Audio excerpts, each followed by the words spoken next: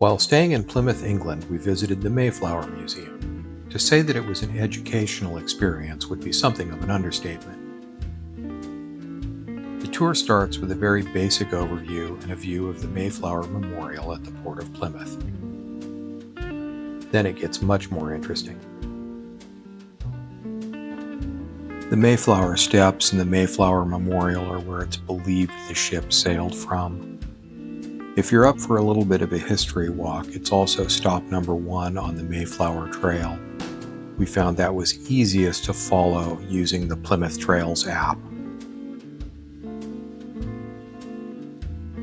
There's a few activities along the way to keep the littles engaged as well. Anyone who attended public school in the U.S. knows the story of the Pilgrims. We're drilled with certain facts about the journey, about the Mayflower, about what these settlers found in the New World, the first Thanksgiving, and how they interacted with the native population. The Mayflower Museum at Plymouth tells the story from a different perspective. As it turns out, a lot of the facts we learned in grade school are supposition, extrapolation, and outright whitewashing of the actual story. The fact that there were multiple colonies established in what is now the U.S. well before the Pilgrims arrived is glossed over. Jamestown and other settlements may be discussed in more advanced history classes in later school years. But we're taught early on that the passengers of the Mayflower, who established a settlement called Plymouth, were the nascent beginning of what became the U.S. The reality is that someone just chose that fixed point in time as the anchor for a story and built a narrative history around it. They weren't even called pilgrims until over 150 years later.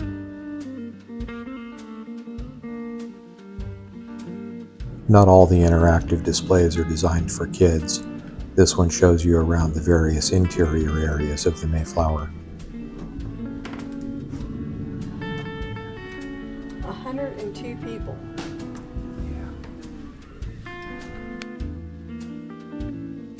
There is no full manifest of passengers of the Mayflower.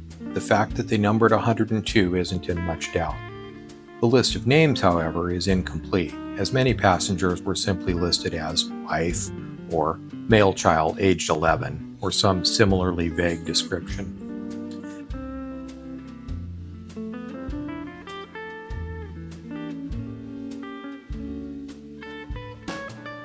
This was a really interesting museum experience for us. Not being serious students of history, we'd never had much cause to dig into what we'd been taught about the Mayflower, the Puritans who came to be called pilgrims, or their true motivations to make the journey. Hearing the story from the perspective of the country they left and the natives they displaced was pretty eye-opening.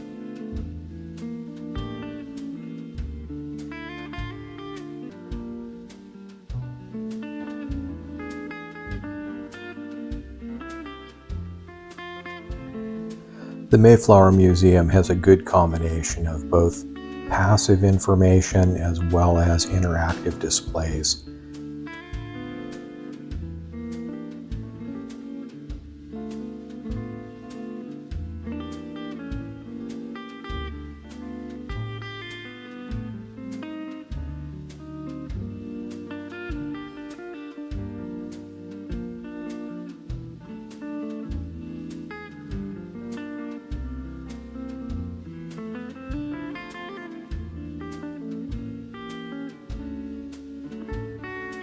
The only record of the Mayflower sailing from Plymouth is from later account of a passenger.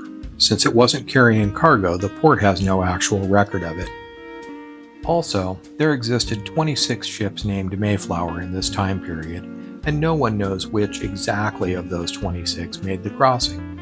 Guesses have been made based on descriptions of the ship from contemporary accounts of the voyage, but there's no historical proof of which ship it was.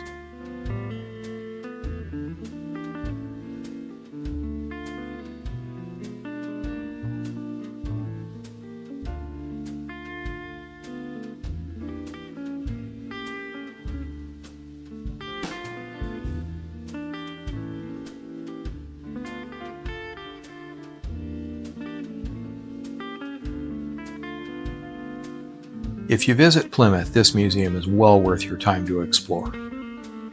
Then walk back up to Creamer Street Barista for coffee and donuts. Tell them Jeff and Sandra say howdy.